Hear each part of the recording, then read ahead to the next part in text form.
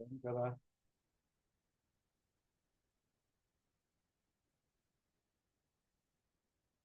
Join करा. Join.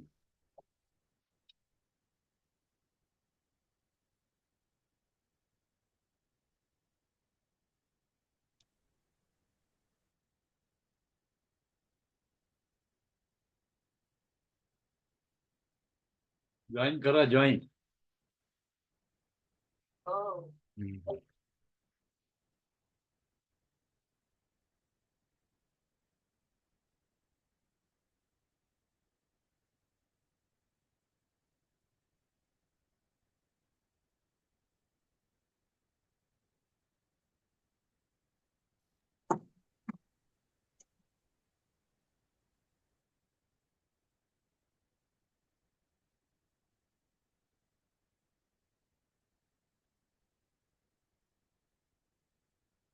Hello.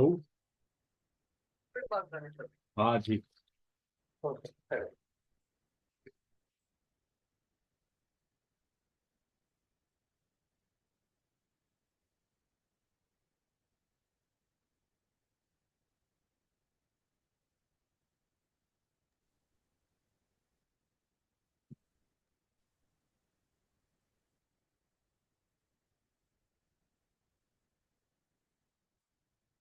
Join करा. सुहास साळवी.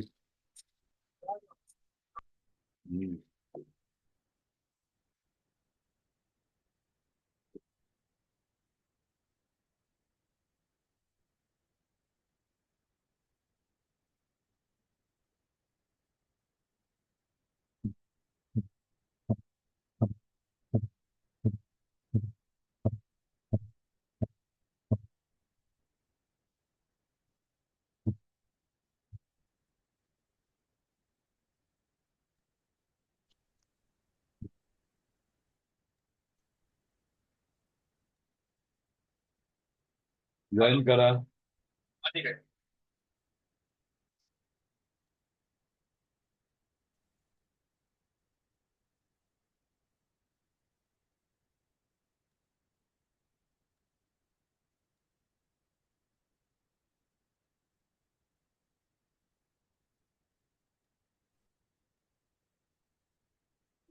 करा.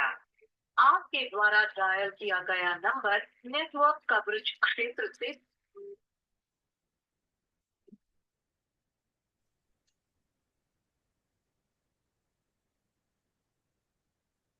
Too many good morning.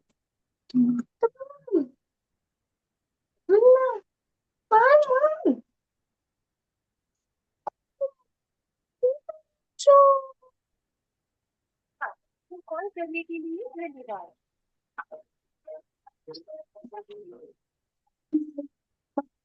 आपकी कॉल का जवाब जल्दी देंगे. कृपया लाइन पर बने रहिए.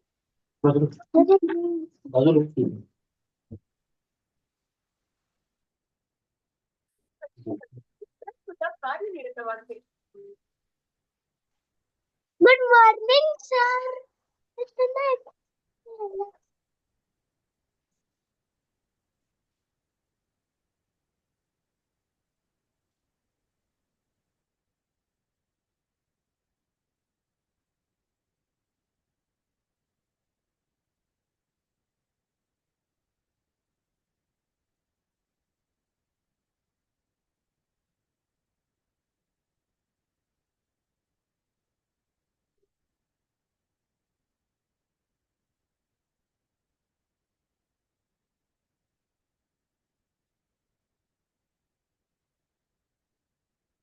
आपण ज्या व्यक्तीस कॉल करीत आहात तो व्यक्ती उत्तर देत.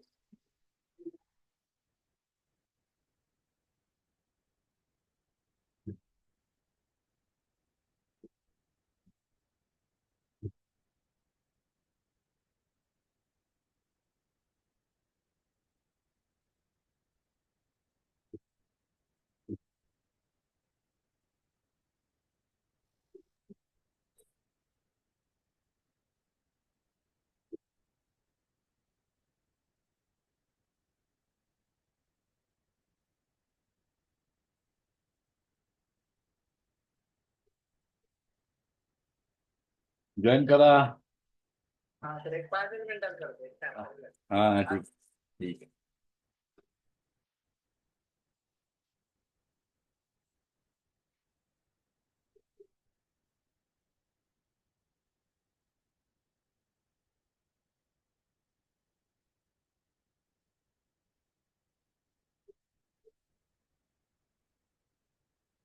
आपण ज्या व्यक्तीशी संपर्क करू इच्छिता तो यावेळी दुसऱ्या कॉलवर व्यस्त आहे.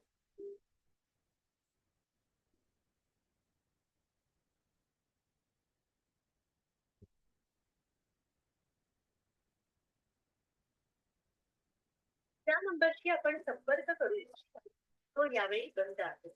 कृपया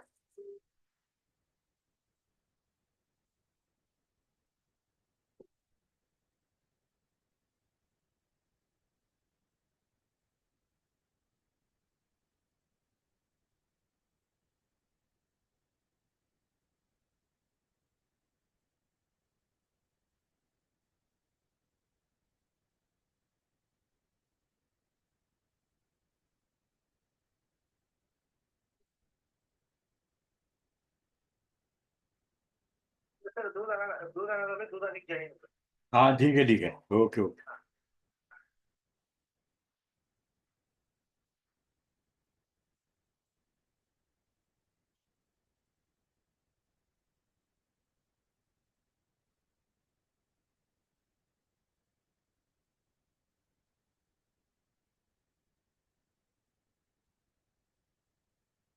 आपल्या हव्याशा संधी जसे की लॉटरी जिंकणे, इन्स्टंट लोन, घर बसल्या पैसे कमवणे किंवा सोशल मीडियाद्वारे प्रमोट केल्या जाणाऱ्या क्विक मनी स्कीम किंवा फोन कॉल हे सर्व सायबर क्रिमिनलचे रचलेले सापळे असू शकतात. याला बळी पडू नका. अशी घटना घडल्यास पोलीस नॅशनल सायबर हेल्पलाईनच्या 1930 या क्रमांकावर संपर्क करा. गृह मंत्रालयाद्वारे जनहितार्थ प्रकारे. लक्ष द्या, हव्याशा संधी जसे की लॉटरी जिंकणे, इन्स्टंट लोन, घर बसल्या पैसे कमवणे किंवा सोशल मीडियाद्वारे प्रमोट केल्या जाणाऱ्या क्विक मनी स्कीम किंवा फोन कॉल हे आपण ज्या व्यक्तीस कॉल करीत आहात तो व्यक्ती उत्तर देत नाही.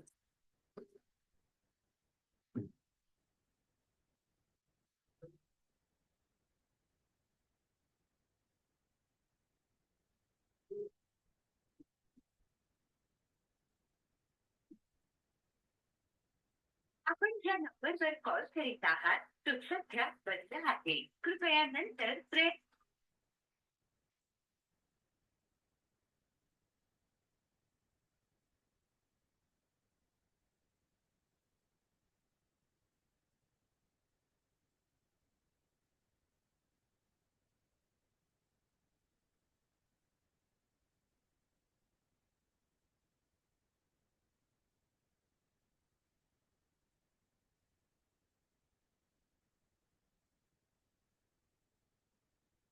द्या.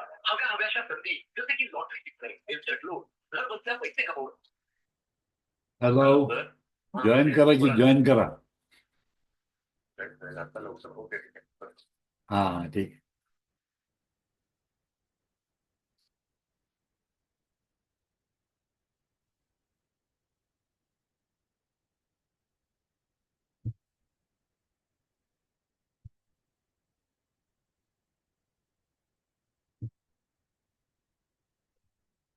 सुरू करूया.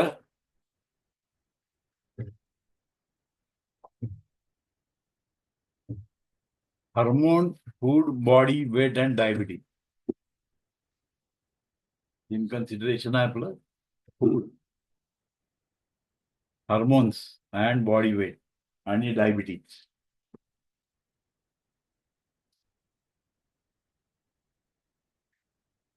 या 3 कन्सिडरेशन आपण करायचंय. म्हणजे तुमचं जे भुकेचं जे कंट्रोल आहे ते हॉर्मोन डिपेंडेंट आहे, हॉर्मोनशी रिलेटेड असतं. भूक लागणे, पोट भरण्याची क्रिया होणे हे सगळं हार्मोनशी रिलेटेड आहे. द हंगर म्हणजे काय? Tell your body when you to eat and when to stop. 2 प्रक्रिया असतात आपल्यामध्ये. केव्हा अन्न घ्यायचं,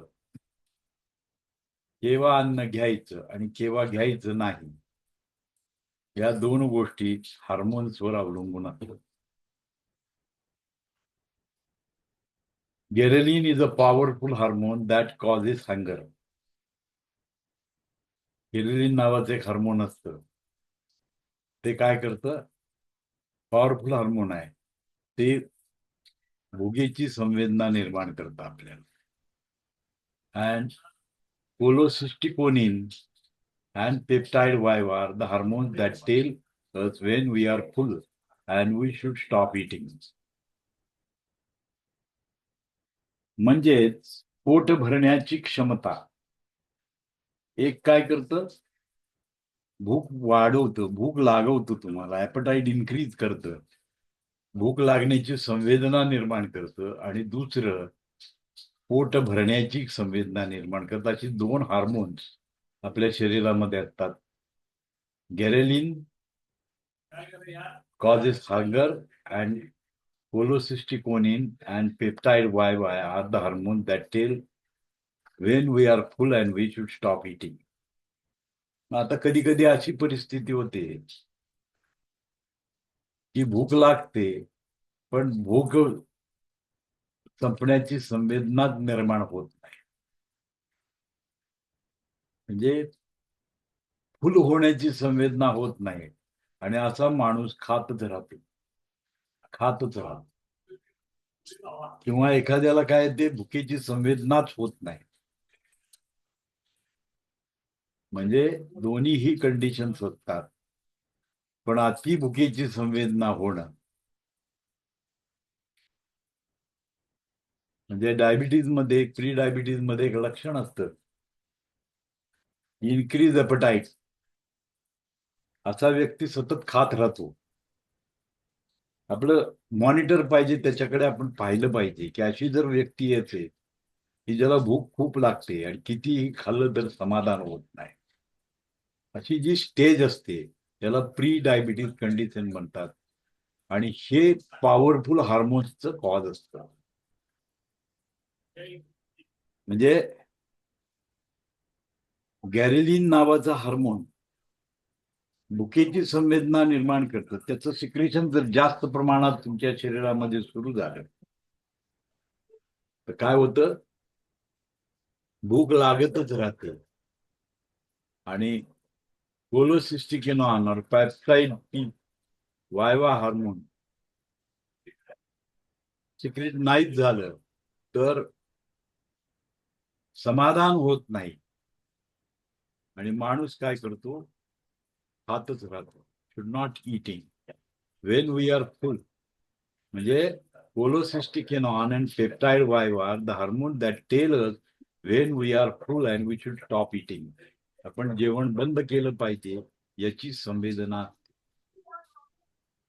काही वेळेला काय होतं बघा, की एक घास खाल्ला की पोट भरल्याचं समाधान होतं. अशी पण कंडिशन कधी घेते, आणि तो म्हणतो जेवणच जात नाही. पेशंट काय म्हणतो? जेवण जात नाही. हे संपूर्ण हार्मोनल इनबॅलन्सचं लक्षण असतं. हे संपूर्ण हार्मोनल इनबॅलन्सचं लक्षण असतं. हार्मोनल इनबॅलन्सचं लक्षण असतं. आता आपल्याला माहिती की S1 इज द रेमेडी. काय करतं? Increase the appetite. Increase the appetite म्हणजे S1चा बेनिफिट असा आहे, S1 पॉझिटिव्ह मध्ये जर तुम्ही दिलं तर इट विल इन्क्रीज ॲपेटाईट. भूक वाढवणार आहे. भूक वाढवणारा S1 works on this hormone. गॅरेलिन नावाच्या हार्मोनवर काम करतं, आणि ते काम केल्यामुळे काय होतं? Increase the appetite. भूक वाढवतं, भुकेची संवेदना वाढवतं. And S ten is the hormone. S ten असं आहे की फुलनेस वाढवतं, म्हणजे भूक पूर्ण झालेली, समाधान होतं. म्हणजे दोन्ही गोष्टी ह्याच्यामध्ये केल्या जातात. S1 before meal, S ten after meal, याचं इंडिकेशन येत आहे. एस्टेन काय करतं? कोलोसिस्टिकोनिन पॉलिपेप्टाइड हार्मोन जे डिओडिनम मध्ये सिक्रेट होतं. आपण जर secretory part in the digestive system बघितलं की कुठले कुठले हार्मोन सिक्रेट होतात, तर हे काय करत असतं? हे तुमचं ॲपेटाईटला कंट्रोल करतं, तुमच्या भुकेला कंट्रोल करतं. म्हणजे काही खाल्ल्यानंतर पोट भरण्याचं जे समाधान आहे ते अन्न डिओडिनम मध्ये गेल्यानंतर पोट भरण्याचं समाधान निर्माण होतं. म्हणजे पोट भरण्याचं समाधान आणि भूक लागणे ह्या दोन वेगळ्या नॅचरल प्रक्रिया आहेत. आणि ह्या प्रक्रियामध्ये अनबॅलन्स झाला की काय केलं जातं, अति प्रमाणात फूड इंटेक केला जातो. आणि म्हणून जे दहावे अजिनोमोटो यूज करतात ते लोक, what is use of Ajinomoto? Ajinomoto काय करतं, तुम्हाला भुकेची संवेदना निर्माण करतं. त्यामुळे तुम्ही काय करता, 1 प्लेट 2 प्लेट 3 प्लेट 4 प्लेट खात राहता. अजिनोमोटो त्याच्यासाठी घातलं जातं, त्याच्यामध्ये ह्या हार्मोन्सच्या सिक्रेशनवर कंट्रोल करतं ते. म्हणजे कोलोसिस्टिकोलान नावाचं आणि पॉलिपेप्टाइड वाय हार्मोनला स्टॉप करतं. त्यामुळे तुमचं समाधानच होत नाही आणि तुम्ही खातच राहता. काय राहता? खातच राहता. आणि म्हणून आपण बघा, धाब्यावर जेवणायला गेल्यानंतर आपण जास्त जेवतो, तेच घरात माणूस कमी जेवतो. हे अजिनोमोटोचा इफेक्ट आहे. हे अजिनोमोटो जे नावाचा प्रकार जो घातलेला असतो तो तुमची भूक वाढवतो, इन्क्रीज युअर अपेटाईट, आणि तुम्हाला समाधानच मिळवून देत नाही. त्यामुळे तुम्ही जास्त प्रमाणात खाता. हे बिझनेस पॉलिसीतला पार्ट आहे. It is not useful for the body. बॉडीची एक प्रक्रिया आहे, त्याला डिस्टर्ब केलं जातं. एक विशिष्ट प्रक्रिया करणारे बॉडीमध्ये यंत्रणा आहे, त्या यंत्रणेला डिसेबल केलं जातं आणि एक्सेस फॅट घेतलं जातं. जेवढे मसालेदार पदार्थ असतात ते इन्क्रीज द ॲपेटाईट करतात. ते अति प्रमाणात मसाल्याचं सेवन केल्यानंतर भुकेची संवेदना इन्क्रीज होते आणि माणूस वाटेल ते तसं खायला सुरुवात करतो. तो हे तुमचं एक टेक्निक आहे. म्हणून ते बॉडी वेट आणि डायबिटीज याचा त्याचा संबंध आहे, हार्मोनशी संबंध आहे. आणि म्हणून प्री डायबिटीज स्टेजमध्ये तुम्हाला अशा प्रकारची संवेदना निर्माण होते. अशा प्रकारची संवेदना तुम्हाला निर्माण होते की तुमची भूक वाढवली जाते आणि म्हणून कितीही खाल्लं तर समाधान नसतं, सारखं सारखं खावंसं वाटतं. हेच इंडिकेट काय करतं, तुमचं हार्मोनल इनबॅलन्स झालेलं असतं. This is the indication of hormonal imbalance. याला कंट्रोल करायला पाहिजे. म्हणजे S1 निगेटिव्ह जर तुम्ही केलं, S1 पॉझिटिव्ह काय करतं, इन्क्रीज द ॲपेटाईट करतं. S1 negative stop the appetite थांबवण्याला मदत करतं. निगेटिव्ह मध्ये जर S1 तुम्ही जर केलं तर it will stop the appetite बंद करेल. आणि म्हणून मेटाबॉलिक ड्रॉपमध्ये किंवा मेटाबॉलिक आपण काही जे सोल्युशन देणार आहोत ते मेटाबॉलिक सोल्युशन तुम्ही जर न्यूट्रल डायल्युशन मध्ये जर दिलं तर ही जी भुकेची संवेदना आहे ती कमी होते. म्हणजे इन्क्रीज जे ॲपेटाईट जे झालेलं असतं ते बंद होतं. प्री डायबिटीज स्टेजमध्ये metabolic drop itself work. Metabolic drop हीच क्रिया करते त्याच्यामध्ये. म्हणजे आपण जे डेव्हलप केलेला मेटाबॉलिक ड्रॉप आहे हा तेच काम करतो. ते हार्मोनल बॅलन्स करतो. त्यामुळं एक्सेस इटिंग बंद होतं.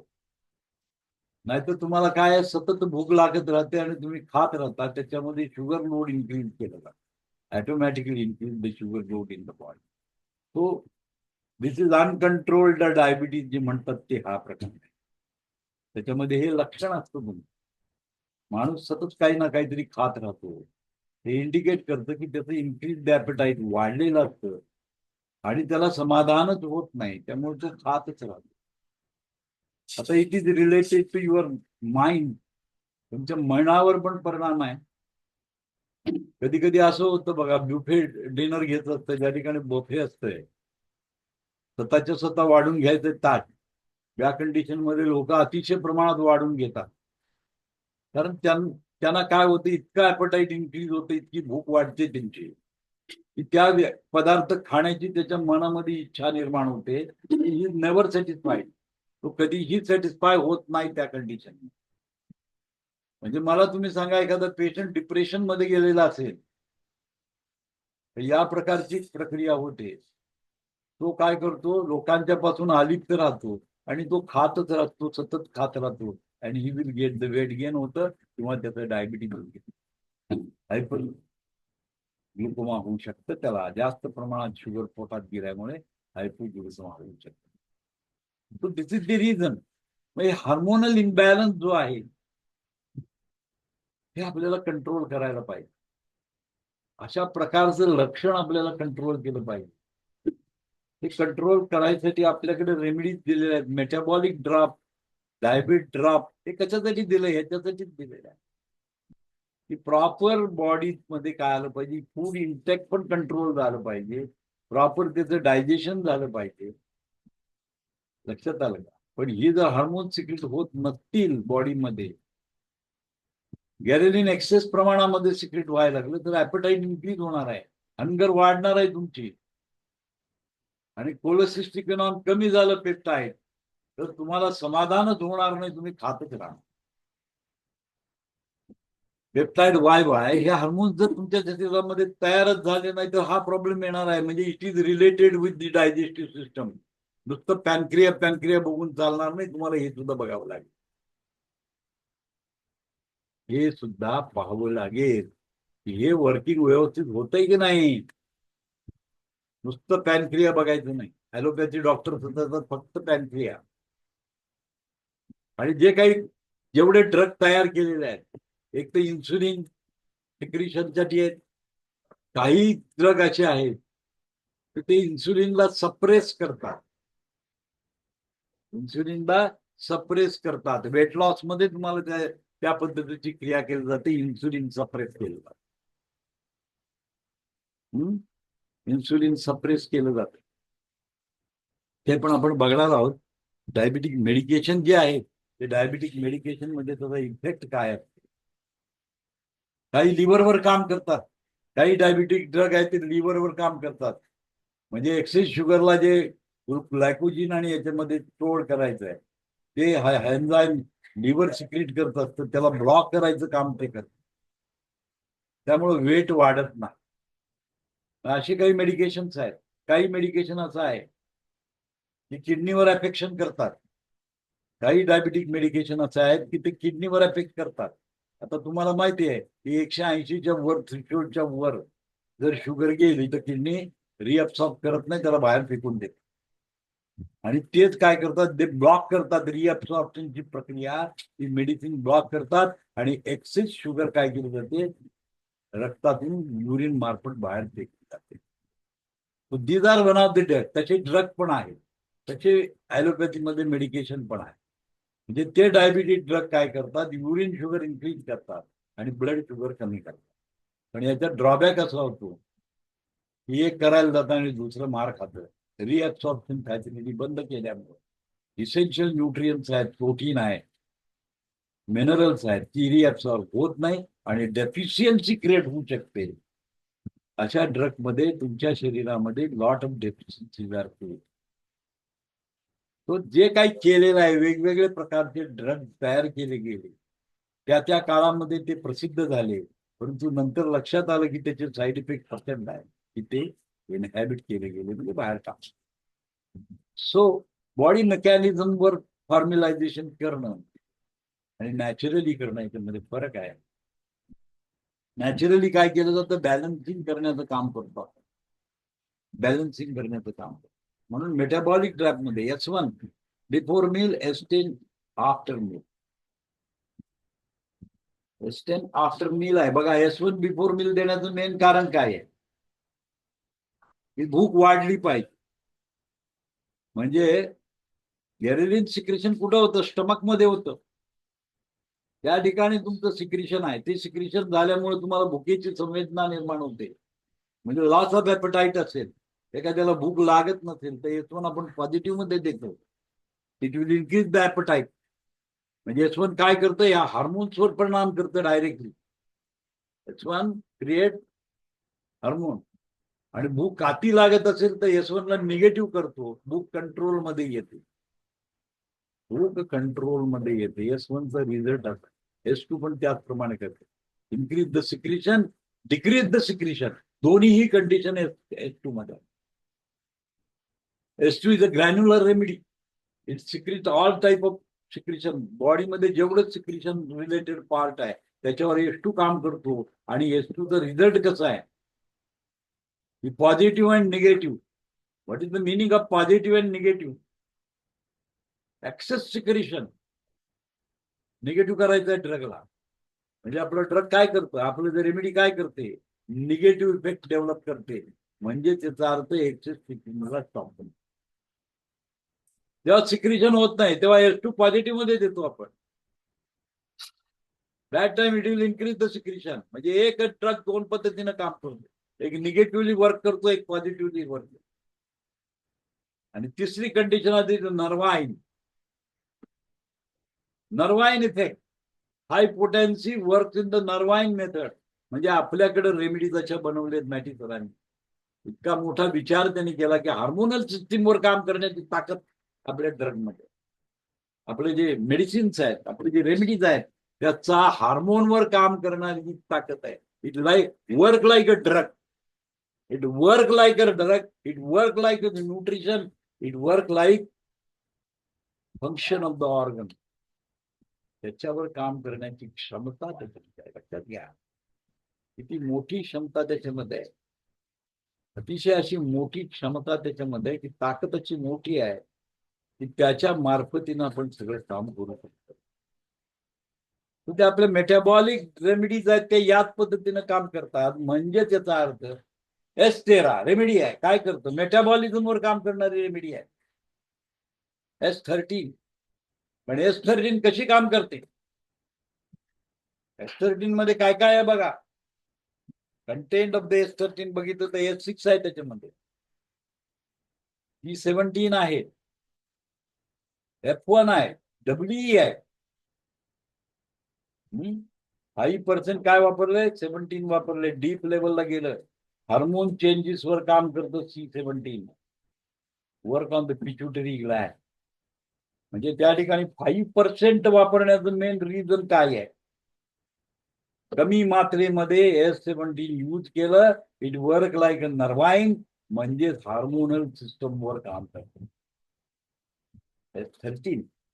S6 किडनीवर काम करतं. S6 किडनीवर काम करतं. F1 लिव्हरवर काम करतं. म्हणजे यूज त्याच्यामध्ये अशा प्रकारे यूज करण्याचं मेन रिझन काय आहे की शुगरला काही करून कंट्रोल करायचं. हार्मोनल बॅलन्स म्हणजे हे जे हार्मोन्स आहे, ग्रॅव्हलिन, कोलेसिस्टिरॉन यांची मात्रा कॉन्स्टंट ठेवायची. म्हणजे जो काही डायबिटीज मध्ये एक साईड इफेक्ट असतो की अति भूक लागणे, समाधान न होणे, डायबिटीज पेशंट सतत खात राहतो, हे त्याचं कारण आहे. ते कंट्रोल केलं जाते. S6 काय काम करतं, एक्सेस शुगरला बाहेर ढकलून देतं. एक्सेस शुगरला बाहेर ढकलून द्यायचं काम करतं. लिव्हर एक्सेस शुगरला कन्वर्ट करतं ग्लायकोजिन मध्ये. एक्सेस शुगर जे आहे त्याला ग्लायकोजिन मध्ये रूपांतर करण्याचं काम करते आणि ब्लड मध्ये शुगर कंट्रोल करते. It is infection. S13चं काम आहे. S13चं काम आहे. S13ला ग्लोबिल्स मध्ये फॉर्म मध्ये बनवा, MNC ग्लोबिल्स बनवा आणि एका ह्याच्यामध्ये 1 ग्लास पाण्यामध्ये 2 ग्लोबिल्स लावून डिझॉल्व करून ते द्या.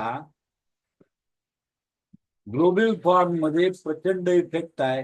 Very fast result you get. Direct drop टाकून नेण्यापेक्षा ग्लोबिल पाण्यामध्ये टाकून हा रिझल्ट जोरात येतो. ग्लोबिल मध्ये प्रिझर्व केलेली वस्तू त्याच्यामध्ये टाका. It will become a nervine आणि हे जो इफेक्ट आहे तो बंद केला जातो. So it is a metabolic remedy. Metabolism of sugar. Metabolism सगळं केलं जातं. एक्सेस जाय ते बाहेर काढून टाकलं जातं. बॅलन्सिंग करण्याचं काम करतो. S13 D4 मध्ये तयार करा. MNC ग्लोबिल 2 ग्लोबिन पाण्यामध्ये टाका आणि पेशंटना द्या. What you going to do, दिवसभर पाणी प्यायला सांगा. कोमट पाण्यामधनं हे जर घेतला तर रिझल्ट एकदम उत्तम आहे. तुम्ही डायबिटीज ड्रॉप तुम्हाला मी जेव्हा सांगेन त्यावेळेला तेच दिलेलं आहे त्याच्यात. H6F1 RE किंवा B. H6F1 RE किंवा B हे ड्रग दिलंय. हे काय काम करते? हेच काम करते. हेच काम करते त्याचं. म्हणजे डायबिटिक ड्रग, डायबिटिक हे म्हणतात त्याला. म्हणजेच कसं आहे तुम्हाला मी सांगितलं की किडनीचं फंक्शनला कंट्रोल करून शुगर बाहेर काढली जाते. शुगर बाहेर काढायचं काम करतं ते. Excess sugar in the blood is removed through the kidney by converting. लिव्हरवर काम करतं F1. ते कन्व्हर्ट करतं कशाला? शुगरला, एक्सेस शुगरला कन्व्हर्ट करतं ग्लायकोजन मध्ये आणि लिव्हर मध्ये स्टोअर केलं जातं फ्युचर यूज साठी. ब्लड मध्ये शुगर राहत नाही. ब्लड मध्ये शुगर राहत नाही. बघा तुम्ही मला काय म्हणून हार्मोन कंट्रोल करणं खूप गरजेचं असतं. हेच आपण काम करतोय त्याच्यामध्ये. एस्टेराचा रोलच तसा आहे. एस्टेराचा रोल तसा आहे, लक्षात घ्या. एस्टेरा आपण बघितलं कंपाऊंड रेमेडी आहे. एस्टेरा कंपाऊंड रेमेडी आहे. त्या कंपाऊंड रेमेडीचा यूज असा आहे की हे जे असं काय होतं, समाधान होत नाही, त्यामुळे सतत काय लागते, भूक लागत राहते. आणि असा डायबिटीसचा व्यक्ती काय करतो, काही ना काहीतरी खात राहतो. जास्त कंट्रोल म्हणजे त्याला समाधानच होत नाही. प्रॉपर ग्लुकोज तिथं जात नाही, समाधान नसतं त्याला. त्यामुळे तो काय करतो, सतत खात राहतो. अजिनोमोटो हेच काम करतं. म्हणजे बाहेर खाणारा जो व्यक्ती आहे, सातत्याने चायनीज फूड खाणारा जो व्यक्ती आहे, त्याच्यामध्ये डायबिटीज डेव्हलप होऊ शकते. रिझन म्हणजे सातत्याने बाहेर खाणाऱ्या लोकांच्या मध्ये हे तुम्हाला आवडतं. धाब्यावर जाऊन जेवतात लोक, अजिनोमोटो घातलेला असतो. हा Ajinomoto is a dangerous system. अतिशय डेंजरस असा पदार्थ आहे अजिनोमोटो. या अजिनोमोटो मध्ये इन्क्रीज ॲपेटाईट, समाधान होत नाही, माणूस वेड्यासारखा खातो. त्याच्या फूड इंटेक्टवर कंट्रोल राहत नाही आणि त्याच्यामुळे एक्सेस शुगर डेव्हलप होतो आणि हायपरग्लिसेमिया होतो. हे त्याचं रिझन आहे.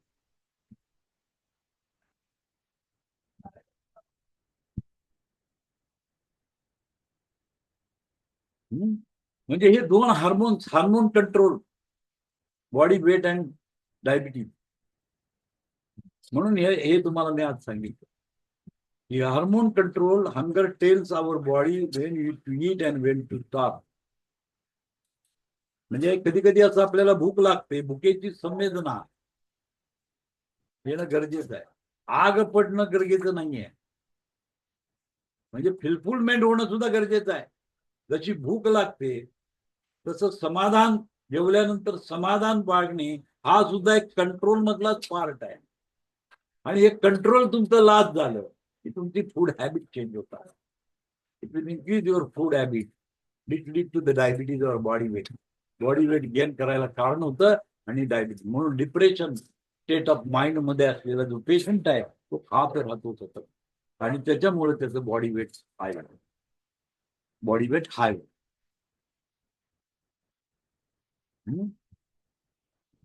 When you are full and you should stop eating. Imagine you are at all, you can eat buffet.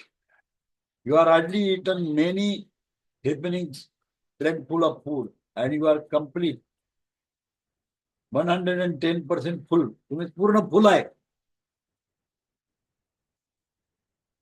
Now you eat few more pork show.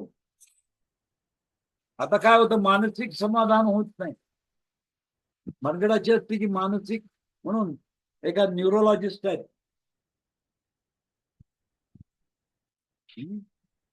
त्याने असा शोध लावला की 2 प्रकारचे भूक असतात माणसाला. 2 प्रकारची भूक असतात माणसाला. एक असते नॅचरल भूक आणि एक असते मानसिक भूक. 2 प्रकारचे शरीरामध्ये भूक येतात, एक मानसिक भूक आणि एक नॅचरल भूक. अशा 2 प्रकारच्या भूक माणसाला लागतात. अशा 2 प्रकारच्या भूक माणसाला लागतात. एक नॅचरल भूक असते आणि एक काय असते, मानसिक भूक असते. म्हणजे लहान मुलांच्या मध्ये जनरली दिसतं आपल्याला की त्याचा आवडता पदार्थ असला की त्याला भूक लागते, आणि जेव्हा त्याच्या नावडता पदार्थ त्याच्या समोर झाला की त्याला भूकच लागत. ती नॅचरल भूक नाही आहे, ती नॅचरल भूक नाही आहे. नॅचरल भूक डिमांड करते. आणि बऱ्याच वेळेला अशी कंडिशन असते की माणसाला नॅचरल भूकच नसते. बरेच प्रश्न आम्ही जेव्हा विचारतो मी पेशंटना की भूक लागते का, हो भूक लागते की, पण सेकंड प्रश्न मी विचारला की बाबा ठराविक टाइम झालं म्हणून मी जेवतो, ते बरोबर आहे. मग नाही जेवलं तरी चालतंय, पण ठराविक वेळ आला की आम्ही जेवतो. ही हॅबिट झाली. म्हणजे एक नॅचरल हॅबिट जर तुम्ही ठेवली की 10 वाजता मला जेवायचं आहे, ही ऑटोमॅटिक तुम्हाला 10 वाजता भूक लागायला चालू. म्हणजे अभ्यासानं अशी गोष्ट घडते. म्हणून आम्ही डाएट फॉलो करू शकत नाही, त्याचं कारण आम्ही अभ्यासच करत नाही त्यात. आणि म्हणून जेव्हा फास्टिंग केलं जातं, एखाद्याला उपाशी ठेवलं जातं, पहिल्या सुरुवातीला आग पडते, त्याला खावंसं वाटतं, इच्छा आहे, त्यानंतर अशी कंडिशन येते लॉस ऑफ एपेटाईट होतो, भूकच बंद होते. कालांतराने भूकच बंद होते आणि त्याच्यानंतर काही दिवसानं बॉडी काय व्हायला लागते, त्याच्या शरीरातले एक्स्ट्रा काही आहे ते सगळं बाहेर निघून जायला लागतं, वजन कमी कमी करायला लागते. अशा वेळेला त्याला पुन्हा भूक लागायला लागते. आणि असं जेव्हा होतं तेव्हा फास्टिंग बंद करायचं. नॅचरोपॅथीचा रूल आहे हा की जोपर्यंत त्याला नॅचरल भूक लागत नाही तोपर्यंत फास्टिंग चालू ठेवा. ज्या वेळेला त्याला नॅचरल भूक लागते याचा अर्थ त्याच्या शरीरामध्ये न्यूट्रिशन कमी होतं. न्यूट्रिशन कमी होतात, न्यूट्रिशनचं डिमांड करतो तो पेशंट. म्हणजे त्यावेळेला तुमचं फास्टिंग बंद करायला पाहिजे, जेवण स्टॉप करायचं बंद केलं त्यावेळेला तुमच्या शरीरामध्ये डिजनरेशन. नॅचरल भूक याचा अर्थ ते आहे. म्हणून हे 2 हार्मोन्स त्याच्यासाठी ठेवलेली आहेत.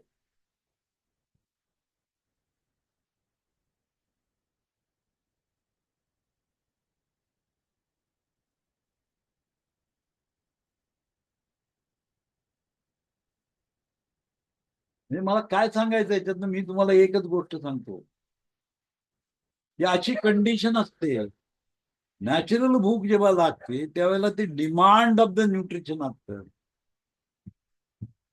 आणि increase the appetite, increase the appetite, अजून मोठं खाऊन ॲपेटाईट वाढवलेलं असतं, ती नॅचरल भूक नसते. It is not a natural hunger, artificially generated hunger. त्याला ट्रिगर करायला कोण कोण कारणीभूत आहेत. अन्नाची इच्छा, आपल्याला आवडत्या अन्नाची इच्छा जरी केली तरी भूक लागते आपल्याला. अन्न बघितल्यानंतर आपल्याला भूक लागते. एक ठराविक प्रकारचं अन्न आपण बघितलं की आपल्याला भूक लागते, मला हे आवडतं. Your mind has to satisfy. आणि मग तो खातच राहतो जोपर्यंत त्याच्या मनाचं समाधान होत नाही तोपर्यंत खात राहतो. मग हे डायजेशन येतो म्हणून त्याला काम. It is temporary increase the appetite. म्हणजे एक्सेस सिक्रेशन ऑफ गॅनिन नावाचा हार्मोन एक्सेस सिक्रेट झाल्यामुळे ॲपेटाईट इन्क्रीज झालेला. It is related to the hormonal imbalance. याचा अर्थ calorie consumption is under tight hormonal regulation. तुम्ही काय ठरवू शकत नाही, तुमच्या हातामध्ये ते नाही. कॅलरी कन्झम्पशन हे टोटली डिपेंड असतं हार्मोन रेग्युलेशन. म्हणजे तुम्ही अन्न द्यायचं बंद केलं, बरेच दिवस तुम्ही अन्न नाही घेतलं तर तुम्हाला भूकच लागणार नाही. भूकच लागणार नाही म्हणजे त्याचा अर्थ BMR कंट्रोल करतं, बेसिक मेटाबॉलिक रेट कंट्रोल होतं body. Basic metabolic rate control. लक्षात बेसिक मेटाबॉलिक रेट कंट्रोल केला जातो बिकॉज ऑफ स्टॉपिंग, म्हणजे फास्टिंग करत असताना तेच. काय फास्टिंग काय काम करतं पहिल्यांदा, तर पहिला ग्लुकोजचा जो सोर्स आहे ग्लायकोजन मध्ये रूपांतर केलेली जी शुगर आहे ती युटिलाइज केली. असा बीएमआर कंट्रोल केला जातो की तुम्ही ऍक्टिव्हिटी तुमची झिरो होते आणि फक्त व्हायटल ऑर्गन चालवण्यापुरती एनर्जी तुमचं जे ग्लायकोजन आहे तो सोर्स युटिलाइज करायला लागतो. त्याच्यानंतर मात्र जेव्हा तुमचा glycogen source completely wide of होतो त्याच वेळेला फॅटला कन्व्हर्जन करून एनर्जी तयार करायचं काम. म्हणजे पहिल्यांदा ग्लायकोजनचा साठा कमी होतो आणि त्याच्यानंतर फॅट रिड्यूस व्हायला सुरुवात होते. Fat is utilize. कारण बीएमआर रेशो तुमच्या हातामध्ये नाही. म्हणजे restriction of calorie doesn't lead to the weight loss. Weight loss होत रिस्ट्रिक्शन ऑफ कॅलरी. लक्षात आलं, रिस्ट्रिक्शन ऑफ कॅलरी ही एक योग्य पद्धती. Calorie consumption is under tight hormonal regulation. हार्मोनच्या रेग्युलेशन मध्ये आहे.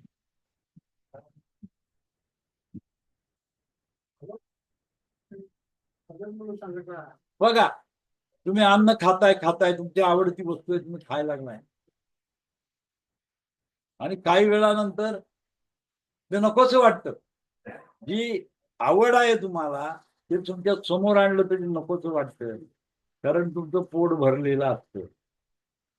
त्यावेळेला तुमचं पोट काय झालेलं असतं, भरलेलं असतं. मग तुम्हाला कितीही जरी आवड असली, म्हणजे आधी तुम्ही अगदी हॅपीली खात असता, 4 जिलब्या खाता, 5वी जिलबी खाताय, 6वी जिलबी खाताय, 7वी जिलबी खाल्ली, 8वी जिलबीला असा प्रॉब्लेम सुरू झाला की पहिला हॅपीली अगदी आनंदात खात होता, 8वी कशी तरी जातीये, 9वी तर नकोच वाटते. तिथं काय होतं, फुलनेस झालेला. त्यावेळेला फुल टाईट झालेली असते गोष्ट. त्याच्यानंतर तुम्हाला हॅपी होत नाही, तुम्हाला त्रास होतो त्याचा. म्हणून पूर्वी लग्नाच्या तुमटीमध्ये आग्रह करून वाढायचे आणि मग तुम्ही ते नाईलाजाचं संपवायचा प्रयत्न करायचा. पहिलं तुम्हाला बरं वाटायचं, तुम्ही खायचा काय. अशी एक स्टेज येते की ते नको नको नको नको वाटायला. हे सगळं काय करतं हार्मोन. हे सगळं काय करतं, हार्मोन्स क्रिएट करतं. हार्मोनचा इफेक्ट आहे हा. म्हणजे calorie consumption under tight hormonal regulation आहे. समोर फूड आहे, ते तुम्ही कायच एक कोण डिसाईड करतंय, हार्मोन डिसाईड करतो, तुमच्या हातात काही नाही. मग पाणी घेतोय त्याच्याबरोबर घास खाऊन प्यायचा प्रयत्न करतोय, अन्न टाकायचं नाही. एक अतिशय हुशार असतो, पहिल्यापासूनच कमी घेतो. एखादा असतो तो पंक्तीत काय करतो, पहिल्यापासूनच थोडं थोडं खातो, म्हणतो अर्धी वाढ. मग तो एक टाकतो, त्याला माहिती आहे त्याला एकची डिमांड असते त्याची, तो एक टाकतो, अर्धी टाकत नाही, एक वाढतो. त्याची कॅपॅसिटी 5 असते, प्रत्येक वेळा अर्धी अर्धी म्हणतो, एक एक घेते. म्हणजे जेवढं रिक्वायरमेंट आहे तेवढंच खातो. एखाद्याला कंट्रोल राहत नाही, 1 घाल, 2 घाल, 3 घाल चालू. तर हे हार्मोनल रेग्युलेशनचं पार्ट महत्वाचा आहे. Calorie consumption is under tight hormonal regulation.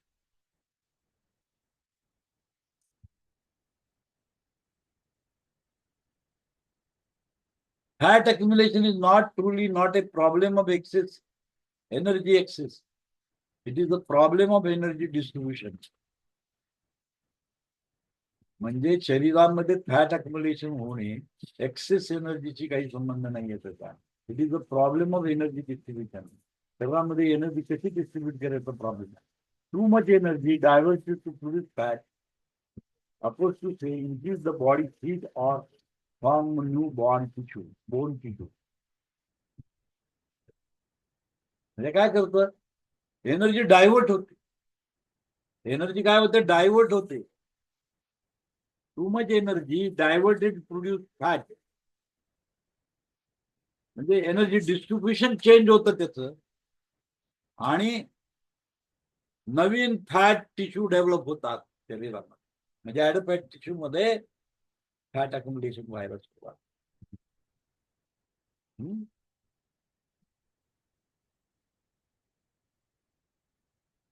Fat is opposed, say increase the body heat और फॉर्म न्यू बॉन्ड टिश्यू. म्हणजे शरीर त्याला अपोजिशन करायला सुरुवात करतं. टू मच एनर्जी तुम्ही घेतली की शरीर काय करतं, बॉडीची हीट वाढवून त्याला अपोजिट करायला प्रयत्न करतं, और form new bond tissue, bone tissue नवीन तयार होतो. This energy expenditure is control hormonally. Hormone सगळे ह्याला कंट्रोल करतात. As long as you believe wrongly that excessive calorie intake lead to obesity, we were doomed to failure. We use less try to reduce calorie. आणि मग आपण काय करतो, calorie reduction करायला सुरुवात करतो. कॅलरी रिडक्शन करायला चालू करतो. as long as we believe wrongly that excessive calorie intake lead to obesity and were doomed to failure to use less reduce calories. आपण कॅलरी रिड्यूस करायला सुरुवात करतो. We cannot decide to feel less hunger. We cannot decide to increase the basal metabolic rate. If you were eating fewer calories, our body simply compensate by decreasing its metabolic rate. म्हणजे तुम्ही calorie intake कमी केला की तुमचा BMR set जातो automatic. तुमच्या हातामध्ये काही नाही गेलं, बीएमआर डाऊन होतो. बेसिक मेटाबॉलिक रेट कमी केला जातो. तुम्हाला जे टार्गेट करायचंय, बॉडी वेट कमी करायचंय, शुगर कमी करायचं, होत नाही. If you eat fewer calories, our body is simply compensated by decreasing its metabolic rate. If calories is not underlying cause of the weight gain, then reduced calorie cannot reliably reduce weight. Reduce calorie केल्यानंतर weight reduce होईल ही concept पहिली चूक आहे. Consumption कमी करतं, accordingly तुमच्या बॉडीमध्ये energy consumption कमी करतं, म्हणजे तुमचा बीएमआर डाऊन करतं, बेसिक मेटाबॉलिक रेट लो होतो, आणि त्याच्यामुळे एनर्जी कन्झम्पशन बनतं. शरीरामध्ये भरपूर फॅट आहे आणि त्याला कॅलरी रिड्यूस केला तर ताकद कुठं असते त्याच्या अंगामध्ये, तो कामच करू शकत नाही. त्याला वर्कआउट करायला सांगितलं, त्याला एनर्जी पुरवली, आणखीन त्याला भूक लागते आणि खायला चालू करतो. फॅटच्या प्रोपोर्शन मध्ये काय होतं, एक्सेस कॅलरी बीएमआर कॉम्पेन्सेट केला जातो. लो कॅलरी इंटेक केला तर बीएमआर कॉम्पेन्सेट होतो आणि बेसिक मेटाबॉलिक रेट कमी होतो.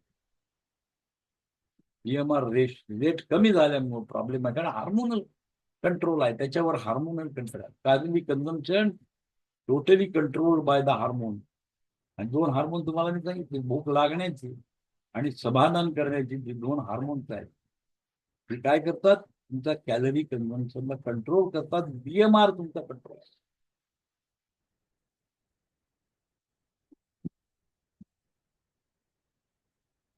तुम्हाला काय करायला पाहिजे, the most important factor in controlling fat accumulation at weight gain is control hormonal signal we receive from the food, not total number of calories we eat. म्हणजे त्याच्यामध्ये जे प्रक्षेपक घातलेले असतात, सिंपल फूड का नॅचरल फूड ट्रिगर करत नाही. Natural food जे आहे ते ट्रिगर करत नाही, हार्मोनल सिग्नलिंग करत नाही नॅचरल. पण प्रोसेस्ड फूड जे आहे ते प्रोसेस फूड आहे, ते काय करतं, स्टिम्युलेशन करतं. म्हणून आपल्या सिस्टम मध्ये हिंदू मेथड ह्याच्यामध्ये काय केलेलं आहे, भारतीय संस्कृतीमध्ये, हिंदू म्हणण्यापेक्षा भारतीय संस्कृतीमध्ये जेवणाची एक आचारसंहिता केली की जेवण सुरुवातीला काय करता, तुम्ही लोणचं खाता. हे लोणचं काय आहे, हार्मोन स्टिम्युलेशन करतं, इन्क्रीज द ॲपेटाइट. भूक वाढवण्याचं काम करतं. म्हणजे युक्तीने केलेला प्रकार आहे तो. ते युक्तीने केलेला प्रकार आहे, पण म्हणून त्याची मात्रा खूप कमी आहे. आम्हाला काही कळलंच नाही, ही का केले आम्हाला समजलं नाही. आम्ही जास्त प्रमाणात घालायला सुरुवात केली. ही लोकांनी जास्त खावं म्हणून प्रक्षेपक घातले, मसाले घालायला सुरू केला. आपण मसाला हा पदार्थ औषधी उपयोगी आहे. मसाल्याचा औषधाप्रमाणे उपयोग करायचा आहे. पण आपण आता काय केलं, चव लागते, भूक लागते म्हणून त्याचं प्रमाण वाढवायला सुरू केलं. We process the food. आणि हे प्रोसेस फूड काय करतं, हार्मोनल सिग्नलिंग करते. आणि हार्मोनल सिग्नलिंग केल्यामुळं भूक लागणे आणि समाधान ही प्रक्रिया बदलते टोटली. आणि मग आपण जास्त प्रमाणात खायला सुरुवात केली. म्हणून काय म्हणतात डायबिटीज मध्ये, नॅचरल डाएट घ्या. नॅचरल याचा अर्थ काय, जसं आहे तसं, जसं आहे तसं घ्या. त्याला चवी आणू नका, त्याच्यामध्ये प्रत्येक घालू नका. मसाले एक औषधासारखं आहेत. ते मसाल्याचे पदार्थ हे काय असतात, औषधासारखे असतात. मसाल्याचे पदार्थ काय करतात, इन्क्रीज द ॲपेटाईट. ॲपेटाईट वाढवायला मदत करतात. आणि म्हणजे तुमचं जे हार्मोनल स्ट्रिक्ट बॅलन्स आहे त्याला डिस्टर्ब केलं जातं. And that lead to the obesity. कारण बेसिक मेटाबॉलिक रेट हा हार्मोन्सवर अवलंबून असतो. आता तुम्हाला मी सांगितलं की भूक लागणे, हँगर, आणि दुसरी प्रक्रिया समाधान, खाल्ल्यानंतर समाधान वाढणे, हे depend upon the hormonal condition असते. आणि त्याच्यासाठी 2 हार्मोन्स जबाबदार आहेत, एक गॅरिनिन आणि दुसरं कुठला हार्मोन आहे, कोलोसायटोकिन, पेप्टाइड YY. आणि गॅलेरिन नावाचं हार्मोन आहे, ते कॉज हँगर करतं. म्हणजे शरीरामध्ये या दोन्हीही प्रक्रिया असतात. केव्हा जेवायचं, केव्हा थांबायचं, हे सगळं शरीर ठरवतं. तुम्ही ठरवण्याचा काही अधिकार नाही आहे. निसर्गाने ती कंडिशन ठरवलेली आहे. जेव्हा तुमच्या शरीरामध्ये न्यूट्रिशन कमी होतात त्यावेळेला तुम्हाला भुकेची प्रक्रिया जाणवते. त्याच्यासाठी गॅलिन नावाचा hormone under the control of brain पाठवलेला. आणि जेव्हा तुम्हाला प्रॉपर न्यूट्रिशन मिळाल्यानंतर, कम्प्लिटली तुमच्या शरीरामध्ये आल्यानंतर तुम्हाला एक समाधान मिळतं. त्यावेळेला हे हार्मोन सिक्रेट करायचं बंद करतं आणि ॲपेटाईट कंट्रोल होतं. ही सगळे हार्मोनल तुमच्या शरीरामध्ये. आणि जे तुमचं डाएट स्टाईल आहे, ते डाएट स्टाईल काय करतं, हे हार्मोनल कंट्रोल घालवतं. आणि आपल्या मेडिसिनचा मेन उपयोग काय आहे, होमोस्टॅटिक मेंटेन करणे.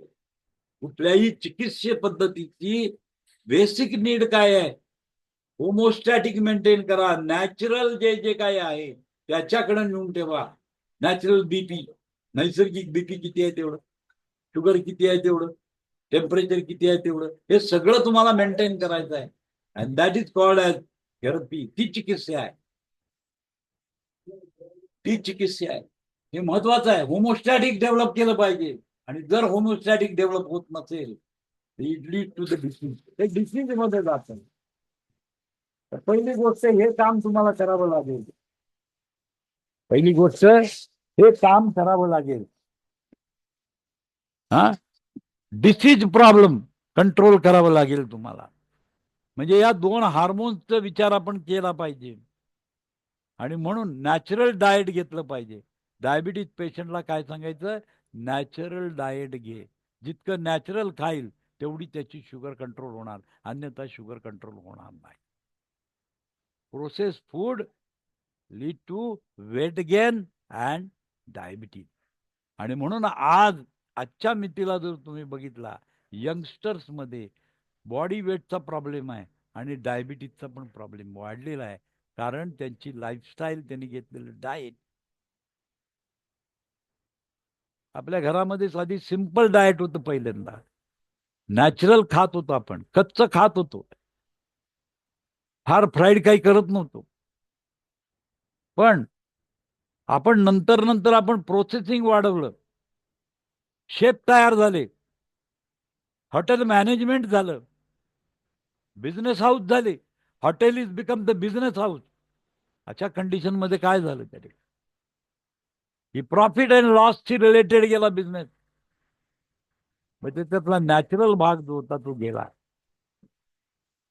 म्हणजे नॅचरली ज्या गोष्टी आपण खात होतो त्याच्यापासून आपण भलतं करायला गेलो आणि त्याच्यामुळे ह्या दोन मोठे आजार आपल्या सोसायटीमध्ये निर्माण झाले, body weight and the diabetes.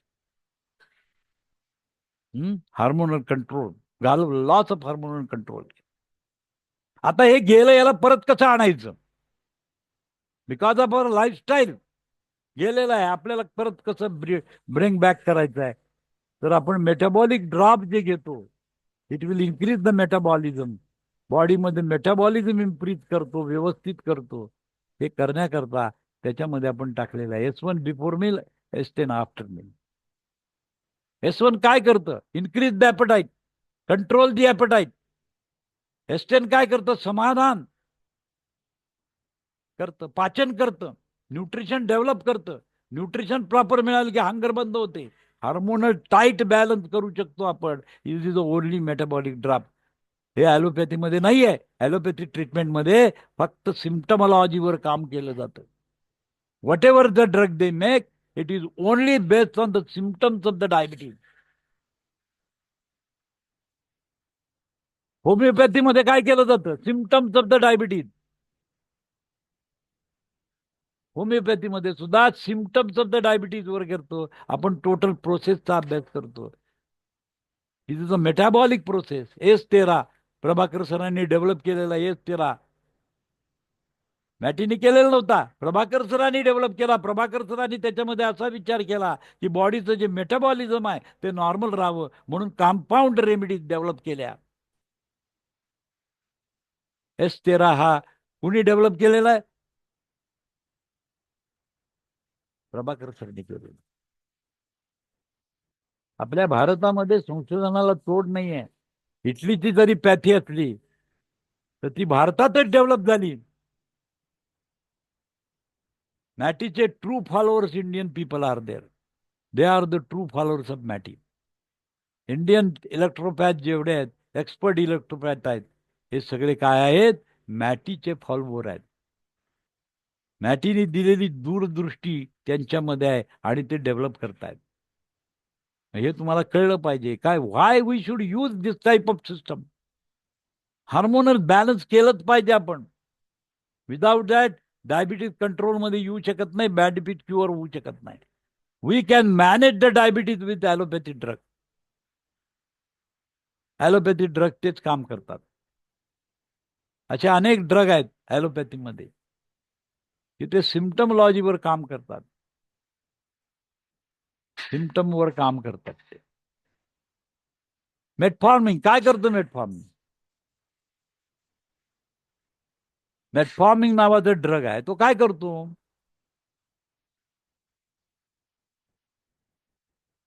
तो लिव्हरमध्ये ग्लायकोजन करण्याच्या प्रक्रियेला बंद करतो, स्टॉप करतो. त्यामुळे ब्लड शुगर वाढत नाही, त्यामुळे वजन वाढत नाही आणि युरिन मधनं शुगर बाहेर निघून जाते. Metformin is the drug. Insulin dependent आणि इन्सुलिन नॉन. इन्सुलिन काय करतं? रक्तातली शुगर लिव्हरमध्ये ढोसळायला चालू करते, टिश्यूमध्ये ह्याच्यामध्ये ढकलायला सुरू करण्याचं काम इन्सुलिनचं आहे. जर इन्सुलिन नसेल तर इन्सुलिन एक्सटर्नली द्या. पण ओरल ज्या ड्रग्ज असतात त्यांचे कामं वेगवेगळे आहेत. ओरल ड्रग्ज जे असतात ते काय काम करतात? मेटफॉर्मिनचं काम वेगळं आहे. आणि असे काही काही ड्रग आहे ते किडनीवर अफेक्ट करतं. म्हणजे किडनी जे रिअब्सॉर्ब करतंय ग्लुकोज त्याला स्टॉप करतं आणि युरिन मधनं शुगर बाहेर पडायला टाकायला सुरू करते. And it will decrease your weight loss. Weight loss कमी होत, वेट लॉस होतं त्याच्यामध्ये.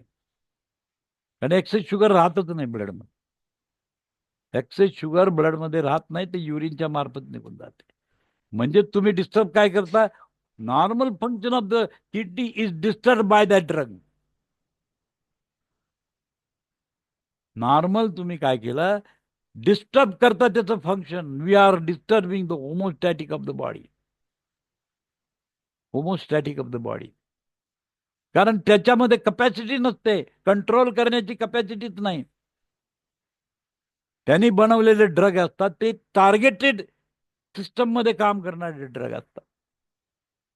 टार्गेटेड सिस्टमवर काम करतात. टार्गेटेड सिस्टम डेव्हलप करतात ते. लक्षात आलं? हे त्याचं मेन रिझन आहे. पण आपली जी सिस्टम आहे, आपल्या ज्या रेमेडीज आहेत, ते कंट्रोल पण करतात, बॅलन्स पण करतात. हा बेनिफिट आहे. त्याच्या सादृश एक ड्रग तयार केलं, S13. S13 हे किडनीला ड्युरॅसिस करून शुगर बाहेर काढणारे ड्रग आहे. रिअब्सॉर्प्शन करत नाही, ते स्टॉप करतं रिअब्सॉर्प्शनचं फंक्शन. असे केमिकल ड्रग आहेत, तर ते काम करतात. आता हेच काम आपण पण करतो. H6F1 BERE हे काय काम करतं, तेच काम करतं. तेच काम आपण करत असतो, तेच काम मी आपण करतो. तेच काम आपण त्याच्यामध्ये करत असतो.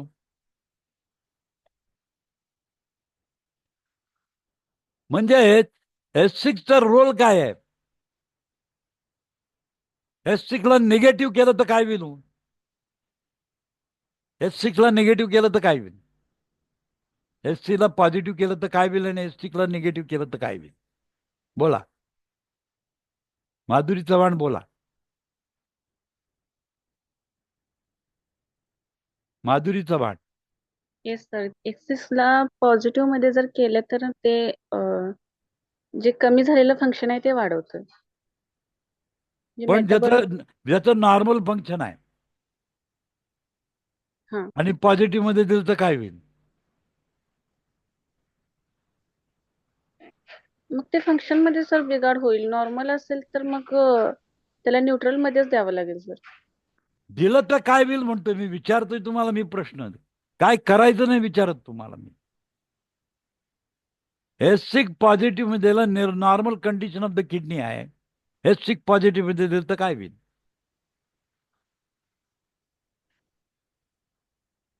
काय करेल ते? सर कार्य वाढवणार, फंक्शन वाढवणार. फंक्शन वाढवणार म्हणजे काय होणार? रिअब्सॉर्प्शन होणार नाही, आणि किडनीतनं जे जे काय आहे ते सगळं रस्त्यातनं बाहेर फेकून देणार. म्हणजे डायबिटीज पेशंटला S6 पॉझिटिव्ह मध्ये जर दिला तर शुगर कमी होऊ शकते. जे ॲलोपॅथीवाले करतात ते.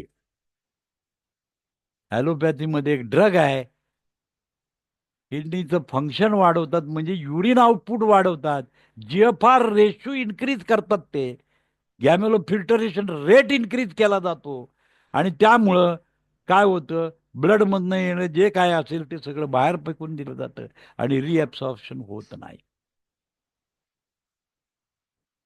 रिअब्सॉर्प्शन होत.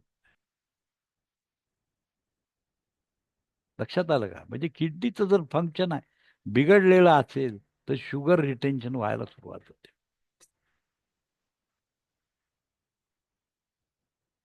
गॅमेलो फिल्टरेशन रेट प्रॉब्लेम काय करतं? GFR ला प्रॉब्लेम करतं.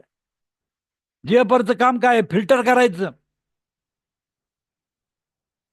GFRचं काम आहे फिल्टर करायचं, फिल्टरिंग वाढवत राहायचं त्याचं.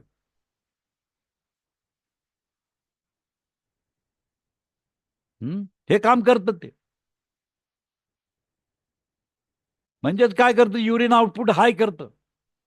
आपण किडनी स्टोन पाडायसाठी S6 ला पॉझिटिव्ह मध्ये देतो. म्हणजे काय करतं? किडनीचं फंक्शन वाढवतो, म्हणजे वॉटर ड्रेन करण्याचं काम वाढवतो, युरिन बाहेर पास करण्याचं काम वाढवतो. अशा कंडिशन मध्ये काय होतं? शुगर पण त्याच्याबरोबर निघून जातो. म्हणजे किडनीचा जो थ्रेशोल्ड आहे तो खाली आणतो आपण. हे काम S6 पॉझिटिव्हनी होतं.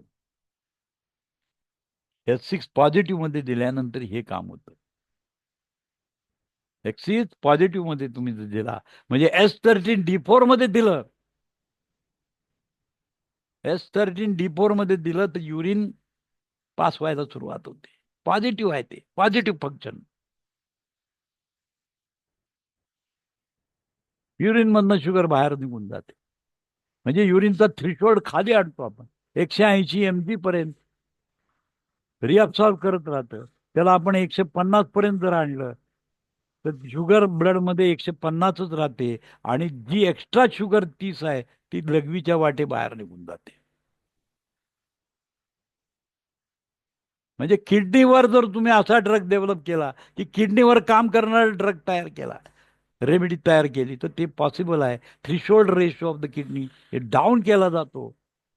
म्हणजे 180ला तर लॉकच करतं. 180ला लॉक करत असतं, ते 150ला आणता म्हणजे एक्सेस शुगरला बाहेर काढायचा प्रयत्न करता. म्हणजे फास्टिंग शुगर नॉर्मल करण्याचा प्रयत्न तुम्ही करता. ही टेम्पररी कंडिशन्स असते. याला म्हणतात temporary reduction of blood glucose level. Blood glucose level temporary control करायचं म्हणजे threshold of the kidney down केला जातो. आणि GFR वाढवला जातो. किडनीचं फंक्शन विचारात घ्या. Reabsorption of the nutrient. Reabsorption of the nutrient म्हणजे जे जे काय वॉन्टेड आहे ते सर्व पुन्हा काय केलं जातं, रक्तामध्ये टाकून दिलं जातं आणि जे अनवॉन्टेड आहे ते पाठवलं जातं बाहेर. And they depend upon the density of the fluids. त्याच्यावर सगळ्या गोष्टी अवलंबून असतात. म्हणजे डायबिटीजचा एक ड्रग आहे S6 वाला, डायबिटीज 1 फॉर्म्युला आहे.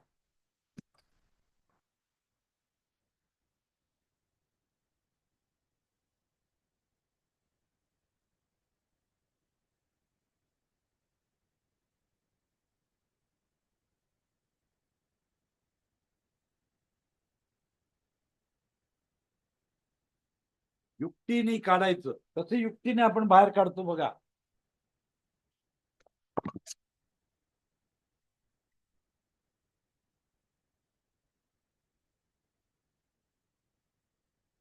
S6F2C6REB डायबिटीज 1चा फॉर्म्युला आहे हा.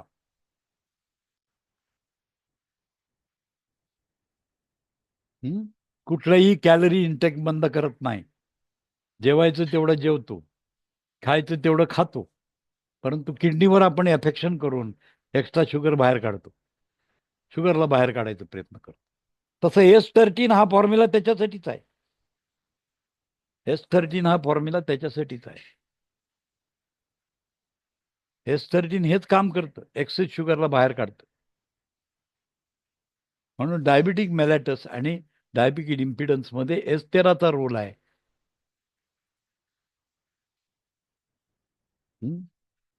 म्हणजे एक लक्षण असतं की वारंवार फ्रिक्वेंट युरिनेशन होत राहतं तुम्हाला. फ्रिक्वेंट युरिनेशन होतं. फ्रिक्वेंट युरिनेशन होत राहतं.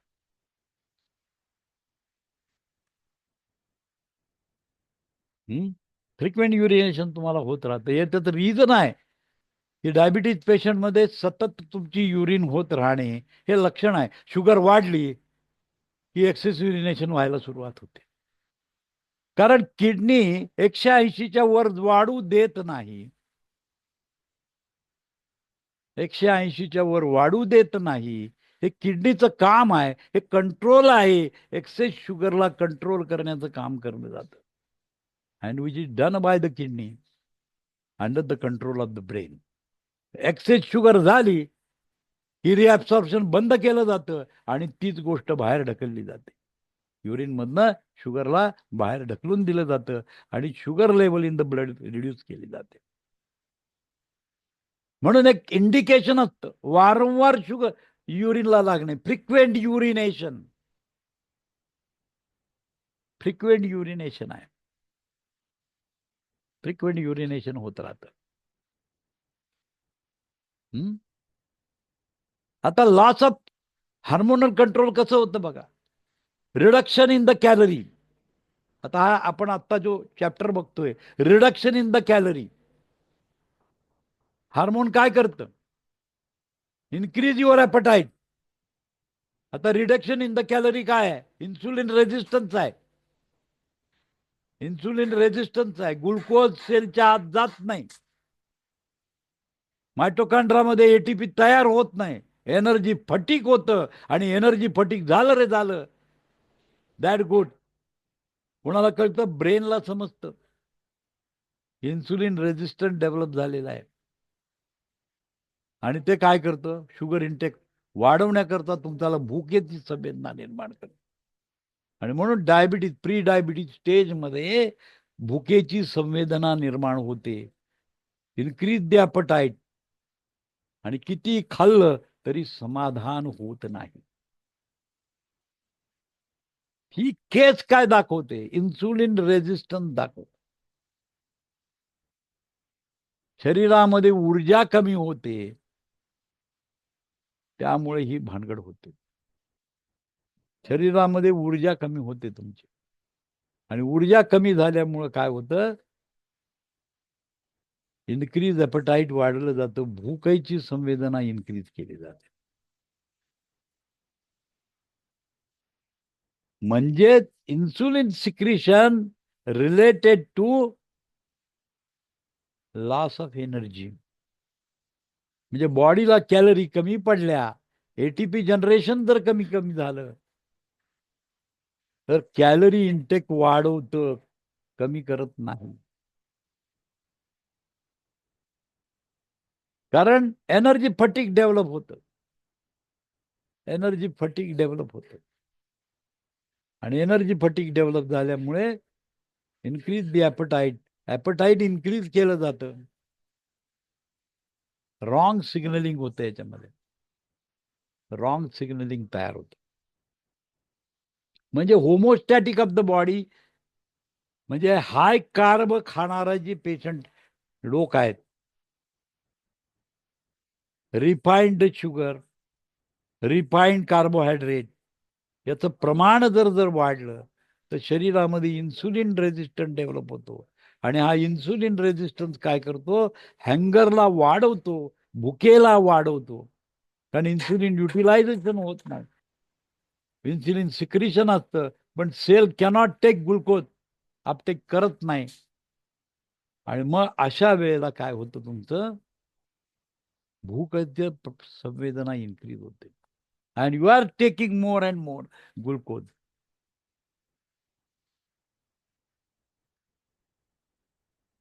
लक्षात आलं?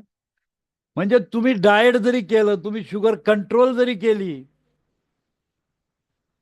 रिड्यूस कॅलरीज केल्या, तरी भुकेची संवेदना इन्क्रीज होत राहते. कारण इन्क्रीज करतं, गॅलिन नावाचा हार्मोनला इन्क्रीज करतं ते.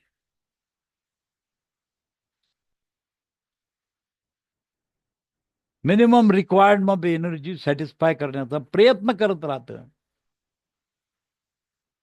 म्हणजे संपूर्ण हार्मोनल इम्बॅलन्स असतो या कंडिशनमध्ये. त्या हार्मोनला बॅलन्स करणं आवश्यक आहे. त्यासाठी एक ड्रॉप आहे.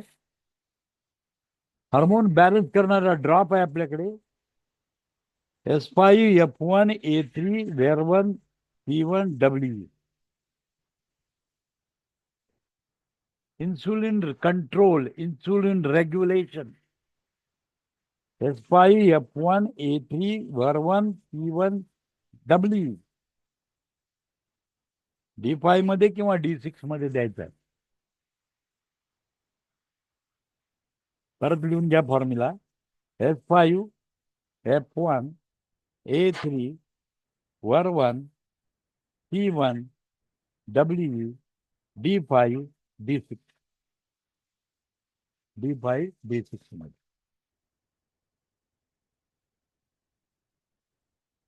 परत सांगतो बघा. S5F1A3 Ver1 C1W.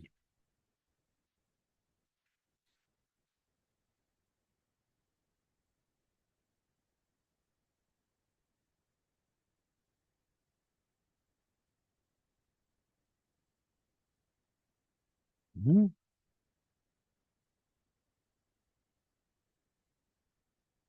बघा S5 वापरलेला आहे. S5 काय करतं, इन्सुलिन रेजिस्टन्स कमी करतं. S5 चं कॅरेक्टरिस्टिक तुम्ही जर बघितलं तर S5 इन्सुलिन रेजिस्टन्स कमी करतं. F1 काय करतं, लिव्हरवर काम करतं. F1 लिव्हरवर काम करतं, S5 लिव्हरवर काम करतं. वर्वन काय करतं, ब्रेन बॅरियर क्रॉस करून आत शिरवतं. C1 सेल्युलर मेटाबॉलिझम इन्क्रीज करतं. सेल्युलर मेटाबॉलिझम इन्क्रीज करतं. A3 ब्लडला प्युरिफाय करतं. म्हणजे हा जो फॉर्म्युला आहे त्याच्यामध्ये सर्व कंटेंट जे काही गरज आहे ते सगळं घातलेलं आहे.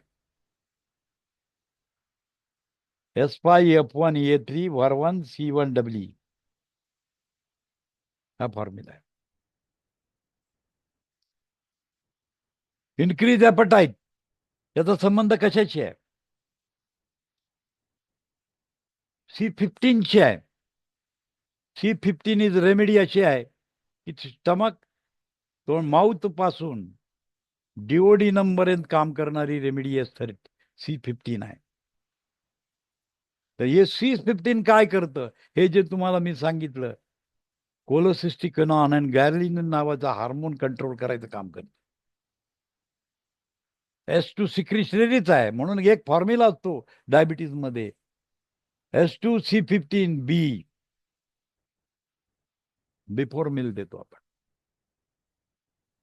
म्हणजे काय आहे, हे जे गॅरलिन नावाचा हार्मोन आहे त्याला कंट्रोल केलं जातं.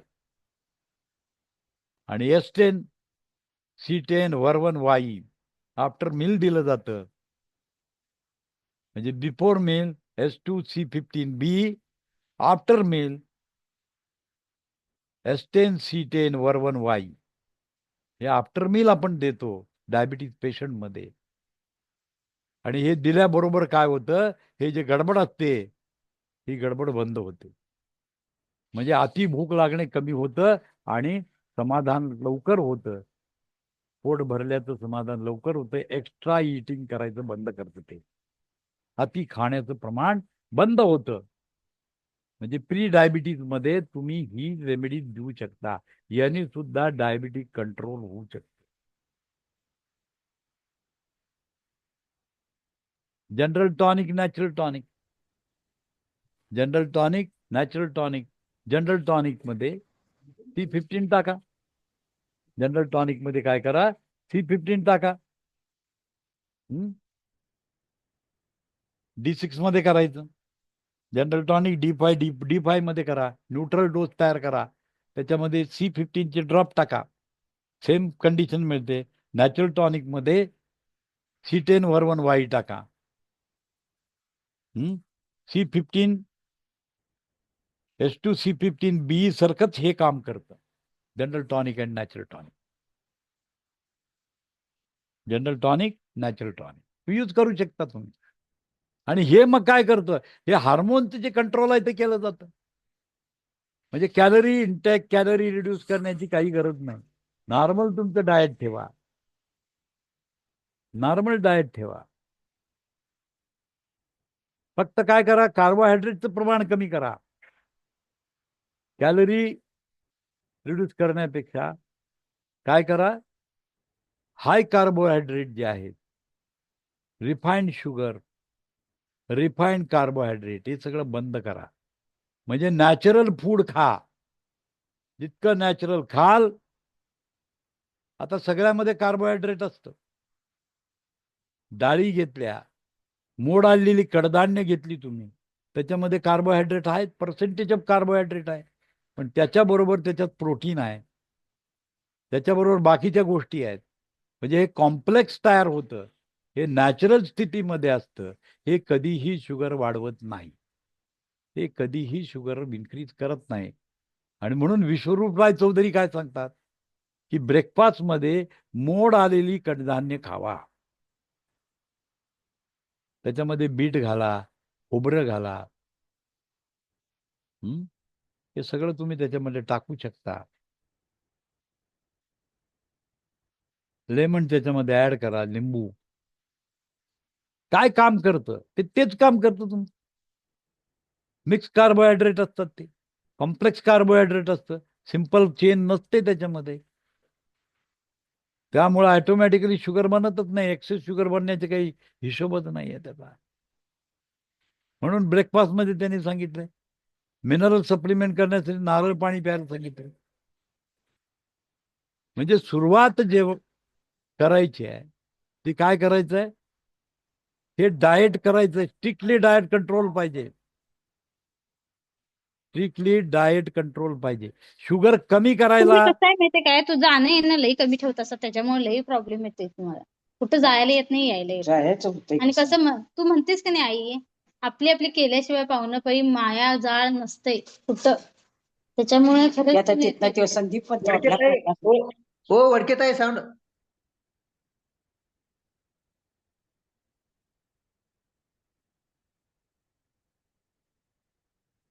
तर सांगायचं मला तात्पर्य आहे की डाएट मॉडिफाय स्ट्रिक्टली जर तुम्ही केलं तर तुमची एक्सेस शुगर बनत नाही. पण जे शुगर पहिली काढली पाहिजे ना, एक्सेस झालेली.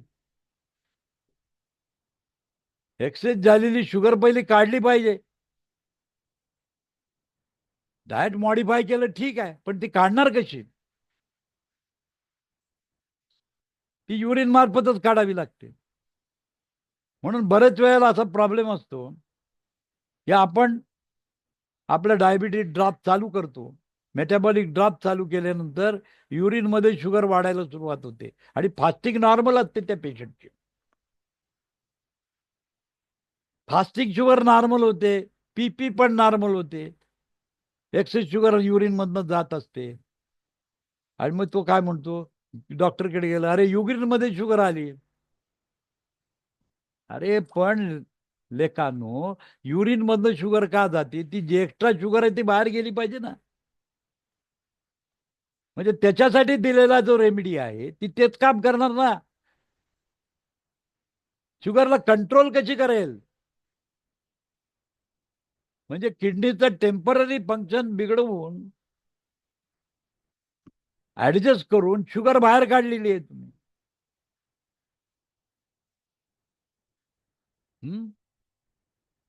तुमच्या बॉडीमध्ये 250-300 शुगर आहे. फास्टिंग 200, 250 शुगर आहे. किती एक्सरसाइज करेल तो? किती एक्सरसाइज करेल? हेवी एक्सरसाइज करू शकेल का? त्यालाही डेंजर आहे. Heavy exercise is also problem. It will increase your appetite. तुमची भूक वाढवणार आहे, तुम्हाला खावंसं वाटणार आणि मग तुम्ही इंटेक्टच करणार. म्हणजे एक्सेस एक्सरसाइज देऊन शुगर कंट्रोल करायचं म्हटलं तर होऊ शकत नाही ना. म्हणजे strictly diet control is required. Sugar control करण्यासाठी स्ट्रिक्टली डाएट कंट्रोल केलं पाहिजे. Calorie reduction is not the way of doing it. Calorie रिडक्शननी काय होणार आहे? इंटेक ऑफ कॅलरी तुम्ही जर कमी केल्या तर हे ट्रबल चालू होणार आहे. BMR कंट्रोल केला जातो, बेसिक मेटाबॉलिक रेट कंट्रोल केला जातो. त्यामुळे तुमच्या हातनं एक्सरसाइज होऊ शकत नाही. कॅलरी रिडक्शन करून एक्सरसाइज करून वेट कंट्रोल होऊ शकत नाही किंवा एक्सेस शुगर कंट्रोल होऊ शकत नाही. टेम्पररी युक्तीने काय करा, म्हणजे इंटेक ऑफ शुगर कमी करा. जे शुगर बनवणार आहे चटकन हाय ग्लिस्मिक लोड वाढवणार आहे जेवढे पदार्थ आहेत ते स्टॉप करा. This is diet therapy. ही डाएट थेरपी आहे. म्हणजे glycemic index is very important factor. Glycemic index is very important factor.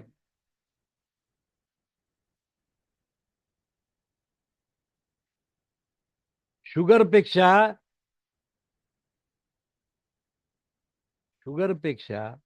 Refined carbohydrate dangerous आहे. शुगरपेक्षा डेंजर काय आहे? Refined carbohydrate. म्हणजे प्रोसेस केलेलं जे फूड आहे, it is more dangerous to increase the sugar level. Sugar in level increase करायला कारणीभूत असलेलं फ्रूट आहे ते.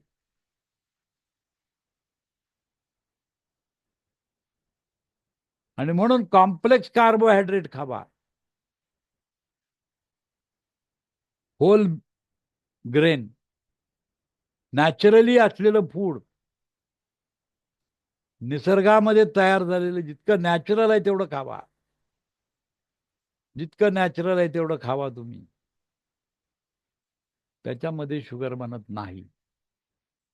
पण त्याची पीठ करून त्याचं प्रोसेस करून ते खाल्लं की हाय शुगर होते. That become the carbohydrate and it will increase your sugar level. आणि म्हणून मिलेट्स खाण्याचा जो सल्ला दिला जातो, what is the benefit of the millets? भरपूर खातात मिलेट्स पण शुगर वाढत नाही. त्याचं कारण काय? त्याच्यामध्ये शुगरच इन्क्रीज होत नाही. These are the complex system. पाण्यात भिजत घालायचंय, पाण्यामध्ये भिजवायचं आहे ते सिरियल रात्रभर आणि त्याचं आंबील बनवायचं आहे. आंबील बनवायचं आहे. सिरियल्समध्ये कार्बोहायड्रेटचं प्रमाण खूप नगण्य असतं. कमी प्रमाणात कार्बोहायड्रेट असतात. त्यामुळे होल ग्रेन घेतलं जातं. आणि जेव्हा तुम्ही होल ग्रेन घेतलं जातं त्यावेळेला this become a complex carbohydrate. Glycemic load 0 असतो, कमी असतो, लो ग्लिस्मिक लोड असतो. त्यामुळे शुगर बनत नाही. सफरचंदामध्ये कार्बोहायड्रेट आहेत पण जेव्हा तुम्ही सफरचंद खाता त्यावेळेला काय होतं? कॉम्प्लेक्स कार्बोहायड्रेट, शुगर इन्क्रीजच होत नाही त्याच्यामध्ये.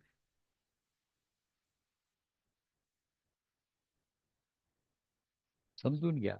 म्हणजे ग्लिस्मिक इंडेक्स बघायला पाहिजे. आपण काय खातो, किती खातो, काय खातो याच्यावर सगळं अवलंबून आहे. म्हणजे तुम्ही जर सिरियल्स तुमच्या ह्याच्यामध्ये मिलेट्स जर ऍड केली तुम्ही, हे तृणधान्य आहेत, त्याच्यामध्ये कार्बोहायड्रेटचं प्रमाण खूप कमी आहे. अशा याचं जर सेवन केलं तर 100% शुगर कंट्रोल करता येते. हाय कार्बोहायड्रेट पोळी, भाजी, चपाती, राईस हे सगळं काय करतं? शुगर लोड इन्क्रीज करतं. कारण ते हाय ग्लिस्मिक इंडेक्स फूड आहे.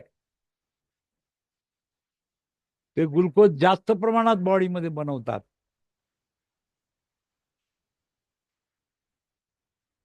लक्षात आलं? म्हणजेच काय? Topping off energy instantly, it is a dangerous.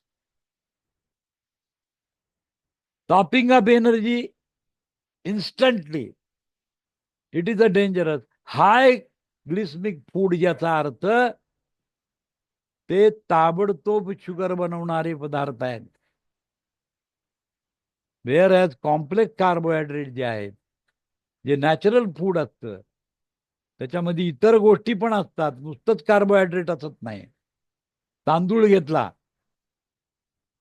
Unpolished तांदूळ जर आपण घेतला, अनपॉलिश्ड तांदूळ, ज्याला पॉलिशच केलेलं नाहीये, नॅचरल उगवलेला तांदूळ खाल्ला, त्याचा भात जर खाल्ला, नॅचरल उगवलेलं टर्फल काढून टाकलं आणि ते जे काही तांदूळ तयार होतो त्याचा भात आपण खाल्ला,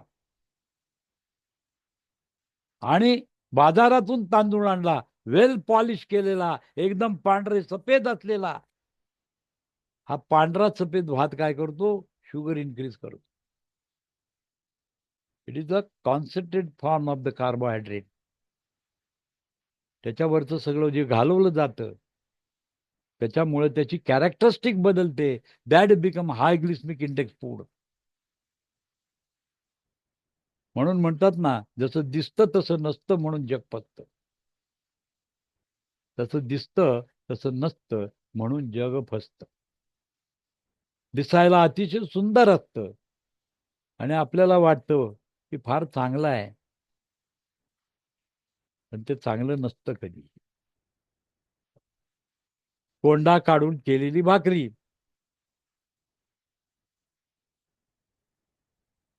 दळून आणतात पीठ आणि चाळून चाळून कोंडा काढतात त्यातला, 100% कार्बोहायड्रेट तयार होतं. पण तेच होल ग्रेन नाचण्या आणल्या, पाण्यात भिजवल्या, भिजवून त्याचं आंबील बनवलं, तर त्याच्यात सगळे कंटेन आहे त्याचे असतात. त्यामुळं नाचणीची भाकरी केली आणि नाचण्याचा आंबील पिलं, याच्यात काय फरक आहे? तर भाकरी केल्यानंतर चाळून सगळं पीठ तयार करतात त्याचं आणि पूर्ण चाळून ते बाहेर काढून टाकतात. त्याच्यातलं फायबर, अमुक तमुक सगळं बाहेर जातं आणि ते प्युअरली कार्बोहायड्रेट होतं. आणि हे प्युअरली कार्बोहायड्रेट इज डेंजरस. हे डेंजरस. हे नॅचरल फूड नाही. It is a process food. तो जितनं प्रोसेस तुम्ही कराल तेवढं इट इज अ डेंजरस. कारण हे जे हार्मोन कंट्रोलिंग सिस्टम आहे ती डिस्टर्ब होते त्याच्यात.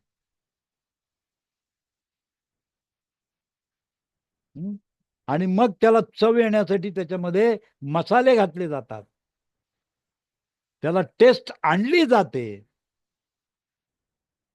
Artificially that is done. आणि भूक लागते आणि खाण्याची इच्छा आहे. त्याचा वास, सुगंध तयार करायचा.